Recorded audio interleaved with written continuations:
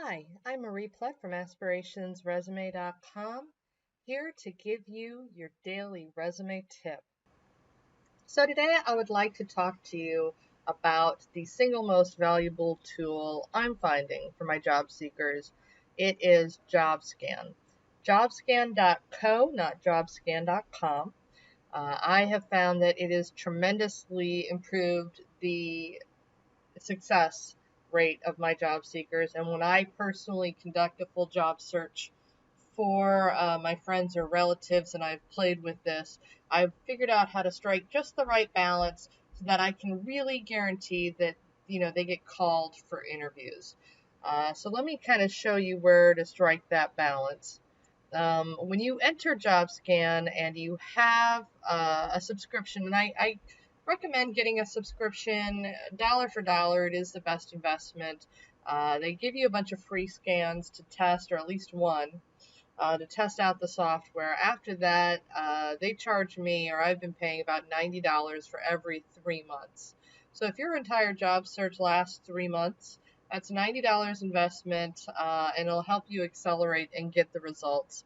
It's a very fair price, and I think that they give you even a first week for free or something. But check out I can't really speak because I'm sure they change their specials every few months or so, but it is very affordable for most people. All right, and the very first thing they'll do is they'll have a new, once you log in, it'll have, create a new scan. So let's demonstrate, and I do ask you to refer to the last video tip about using and finding the right keywords. I'm going to take this Rob Lane, the original resume, and this is how I know it's formatted well. I can do Control A, select all the text, Control C, copy that text, and then go into my paste for the upload resume function, Control V, and everything goes in there, formats nicely. That's how I know. Another way to find out if your formatting is ATS friendly in the first place. And again, please go visit my daily tip for ATS, making sure that you're testing and formatting your resume perfectly for ATS. All right, so this is the target job description. This is where I highlighted some of the keywords in the last demonstration. But I'm just again, select all, Control A, Control C, and then go into here, and then with the cursor here, and then Control V. I don't know why V is for pasting, but it just is. All right, and then you scan it. Now this would be Rob Lane's like original resume, like the basic resume for a job that's a little off of the beaten path, right? He's attempting to find, a supply chain job, and he's not really a supply chain executive. But this is a 31%. When it's in the orange, that's bad. This means that it's not going to be seen probably by anybody who's really, by this company. They're not even going to notice him. There are going to be hundreds of resumes that outrank him, and on their side, he's going to be so low down the list that they'll already find a bunch of candidates before he's even noticed. So again, 70% plus resumes aren't seen at all. I think it's now 75%, but most resumes online aren't even viewed, So ATS isn't seeing it, means a human's not seeing it. And it says skills and keywords. 7 important high-value keywords are completely missing. And so you click on the, see below, and let you have missing skills below, and then it'll open up these keywords. Now, supply chain is used in the resume one time. In the job description, and it's a required keyword, so it wouldn't even make it to 36%. It wouldn't even make it to 20%, which means super invisible. But the job description, it has 10, so I need to add a lot more supply chain. Inventory, supply chain management, it's not in there at all. And so you see all of these keywords are totally missing. Inventory management, predicted skill, understand these are just suggestions for if you're applying to jobs that are similar to this opportunity. This is what JobScan is suggesting for you, I honestly don't find these to be particularly helpful, especially if I'm customizing for a single job description.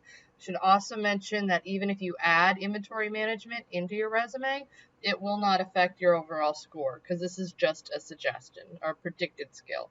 So they don't really count this as part of the overall score that you get at the front. After you have the predicted skills, everything else is low value, but you want to touch on them as much as possible. You want to have like supply chain, ideally, you want to have mentioned like 9 more times if possible, at least 4 or 5 more times. You want to get it closer to 10. These high value skills are the most important. Inventory should be sprinkled liberally throughout. And this particular client does have inventory and supply chain management experience. It's just that, he was originally targeting straight logistics jobs, which are different, and so the keywords don't reflect it. So then you go back, and underneath here, these are all listed once. After predicted skills, these are all just mentioned once, and ideally you should have them sprinkled in once, but you don't have to get real heavy on them. Soft skills. These are about personality, accountable, proven track record, collaboration, customer needs, delivering. A lot of times it's just verbs, and you always want to collapse these to show more, to show all of what you're missing. But none of these are high value. They're only one each. And then you sometimes have other keywords that really pertain to that specific company, to their divisions, or things that they're looking for. So you normally want to check other keywords. This particular job doesn't really have another keyword section. Okay, so a couple things here. Obviously, keywords are king, so that is what you want to focus on most. Job title match. You want to make sure if all of your jobs only ever say manager, and it's a director level position, and you don't specify in the headline, in the opening headline or objective statement that you are applying to a director position, you won't, it'll really rank you down. Education match, it prefers a master's degree or higher. I talked about that the last one. I don't, this particular client doesn't have a master's degree. He has a lot of bachelor's degrees, but open to pursuing an MBA at the end. So that kind of brings that, it doesn't require, prefers a master's degree in this particular job description, but I just leave that there so that it gets preferential treatment in the ATS. It's also very honest in the applicant when you actually read it that he's open to pursuing it, he just doesn't have one yet. And this is where, now here you would bring in a company name. This is the ATS tip, and then you give the URL to the original job description. I'm sorry, I do not have this right now. That job description expired months and months ago. However, this doesn't really affect your score overall. This just helps the JobScan to identify what what applicant tracking software is actually being used, and sometimes they can offer some helpful hints for that particular software if you really want this particular job. Section headings. I've discussed this before with ATS formatting. You want to have simple professional experience. You want the education section to be called education, not academic success, because ATS doesn't know what to do when you say academic success. They understand simple headings for subheadings. Professional, like professional experience, education, simple, plain simple headings. And then date formatting. They prefer dates that are month and year. Okay, I know a lot of resumes for strategy purposes prefer, you like to use years if you're trying to hide gaps, but applicant tracking software does tend to favor people who use, months as well as years. The other thing is word count. If you're going for executive jobs, it's okay to go over 1,000. I never ever really want to anymore go over 3 pages in an executive resume. Most resumes I try to keep to 2 pages. For mid-manager, director level, and they do kind of, prioritize you based on, word count. And it's not a huge deal, but if your resume is like too long, like 4 or 5 pages, no one wants to read it, and it shows up on ATS, oh, this is a really long document, you're going to affect a recruiter who just really doesn't have the time. So 903 for this particular one is a good match. Again, if you are going for an executive VP role, 1200, to 1500 probably not kill you. 1500 might be a little excessive, but just over 1,000 is not going to be that big of a deal. Okay, so let me show you then, and I talked about it in the last daily tip regarding keyword matching. One of the things when I put in a job description is that I take out all the unnecessary stuff. And JobScan, I've gone to JobScan courses where they say, no, just take the entire job description as is and copy and paste and try to get the score up to 80%. Try to get this overall match rate to 80% with the entire job description, not just the whole the entire job description, not just the parts that are relevant. I completely disagree with that, and I find consistently,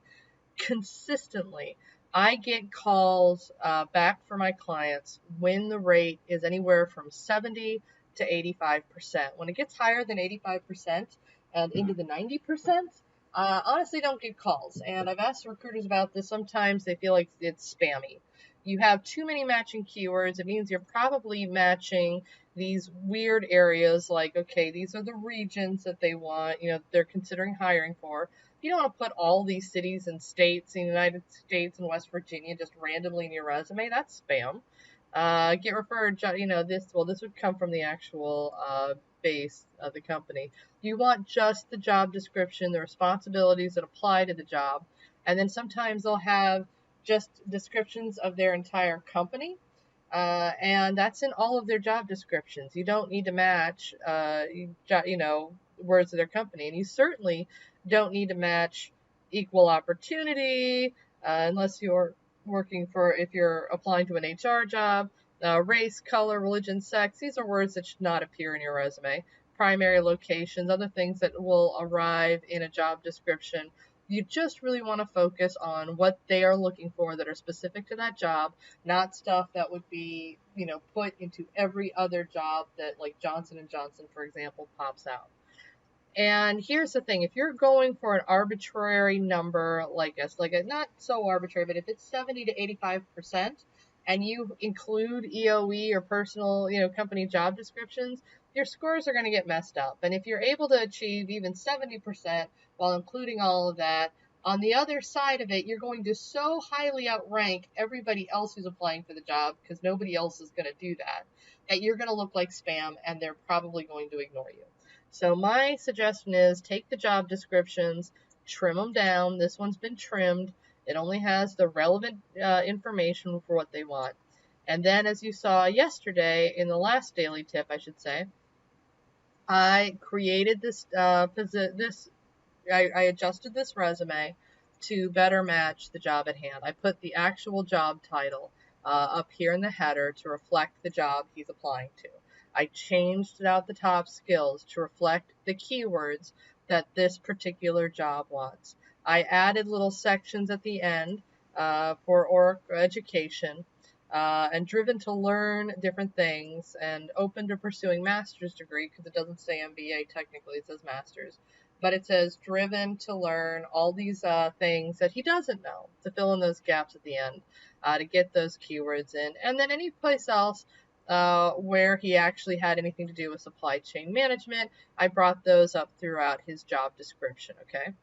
So I've gotten really good at this. It takes me about 10-15 minutes per job application to adjust all the keywords and to align it to JobScan. With practice, at first you'll be slow, but with practice you'll get really good. You'll start getting calls, and it's something that you should absolutely do every time that you apply for a job you really, really want.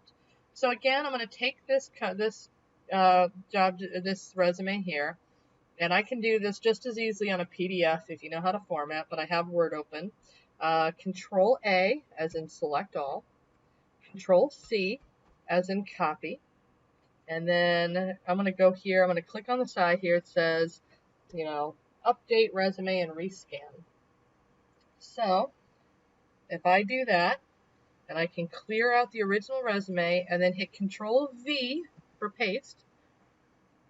And of course you can upload as well, however you like to. I just find this easier. And I find that this is easier. The Control A, Control C, Control V function allows me again to see that I formatted everything correctly, that everything can be seen, and it looks great. So this is the resume right now. And let's, with the update, rescan with the new keywords. And it takes a minute. Okay, so now we have 85%. That's about as high as I'd ever want it to go. I would actually be a little bit more comfortable with slightly lower. This is all the way in the green zone. So I know if it doesn't show up in a color as soon as it starts, that it's not going to be seen at all.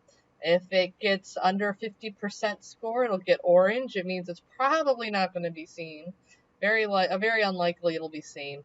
The yellow zone is a lot safer. Between 50 and 79% is the, or 51, or no, 50 and 79% is the yellow zone. Higher on that level, you're more safe, and you're probably going to get seen if you're up around here. And this is like the sweet spot right in this area. 70 to 85% consistently get calls. Again, I was going crazy for a while. I was updating it so well that it was like 90%. Like I was getting like 99%. I could match things pretty darn good. And if you get practiced at it, you can start really taking each resume and matching it up when you find opportunities. But it's they don't call you at 90%. They stop calling you. I think they find it to be spam. So any recruiters want to weigh in on this, that would be great. But yeah, now we have more of a supply. Got 8 supply chains in here. I got, mentioned inventory twice on supply chain management. Even just the job title has supply chain management in it, so that's helps. And I got everything into alignment. So now I can send this resume, which, as a best practice, I would just, before I even get started, save it with the job title and even the name of the company, the whole job title, everything else. And then I would send it to them. And then they know that I took the time, or that my client took the time to really customize his resume for their application, because that's what he wants to target. So with this, you'll find a lot more success in your job search.